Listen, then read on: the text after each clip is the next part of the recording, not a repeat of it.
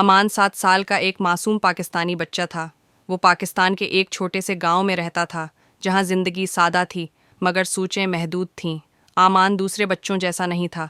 उसे सीखने में मुश्किल होती थी, मगर न उसके वालिदैन को ये बात समझ आती थी और न ही उसके असातिज़ा को।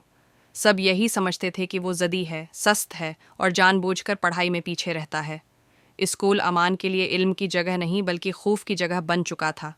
जब वो सबक याद न कर पाता तो उस्ताद चीखते थे, सब बच्चों के सामने उसे डांटते थे और कभी कभी मार भी देते थे। कुछ दिनों में तो उसे थप्पड़ मारकर पूरी क्लास के सामने सारा दिन खड़ा रखा जाता था। हर दिन अमान के दिल को और ज़्यादा तोड़ देता था। घर आकर भी अमान को सुकून न मिलता। वो अपनी माँ और बाप को ये बताना चाहता था कि वो कोशिश करता है, मगर अल्फाज उसके दिमाग में नहीं बैठते। मगर वालिदीन अपनी मसरूफ़ ज़िंदगी, काम और थकन में उसकी बात सुन ही न सके। अमान आहिस्ता आहिस्ता खामोश होता चला गया। एक दिन स्कूल में फिर वही हुआ। सबक याद न होने पर उस्ताद का गुस्सा हद से बढ़ गया। उसे मारा गया, चंद थप्पड़ लगे और कहा गया कि वो सारा दिन क्लास के कोने में खड़ा रहे। निन्हे कदम थक गए, आंखें आंसुओं से भर गईं और इस दिन अमान के दिल में कुछ हमेशा के लिए टूट गया। इस रात वो सो न सका। वो बस यही चाहता रहा कि ये रात कभी ख़त्म ना हो, क्योंकि सुबह होते ही उसे फिर स्कूल जाना था, जहाँ सिर्फ मार, चीख और बेइज्जती उसका इंतज़ार करती थी। अगले दिन अमान घर से निकला, मगर स्कूल नहीं गया। वो गांव के दूसरे रास्ते से दरिया की तरफ चला गया। दरिया के किनारे बैठकर बहते पानी को देखते हुए उसे पहली बार सुकून महसूस हुआ। वहाँ न कोई उस्ताद था, न कोई चीख, न कोई मार।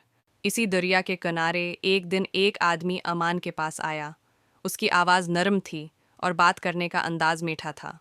उसने अमान से पूछा कि वो इतना उदास क्यों है, और अमान ने पहली बार किसी अजनबी को अपनी पूरी कहानी सुना दी। स्कूल की मार, उस्तादों की चीखें और ये भी कि घर में भी कोई उसे नहीं समझता।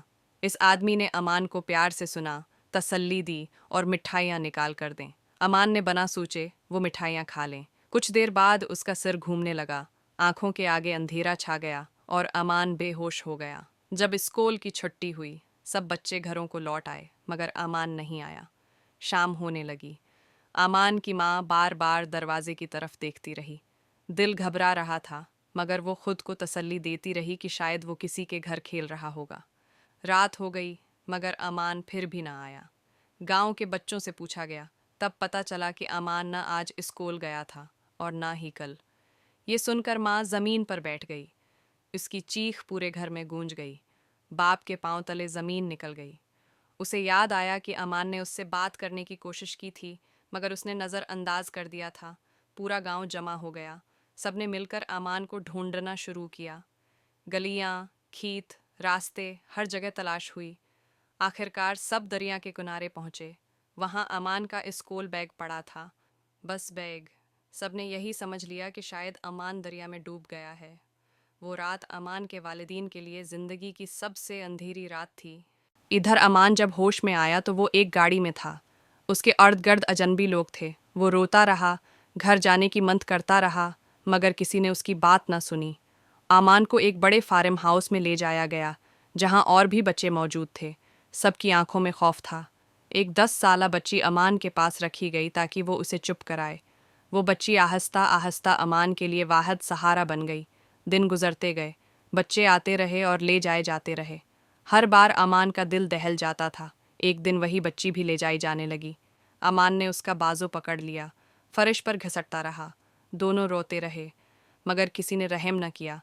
वो बच्ची अमान की आंखों के सामने हमेशा के लिए चली गई।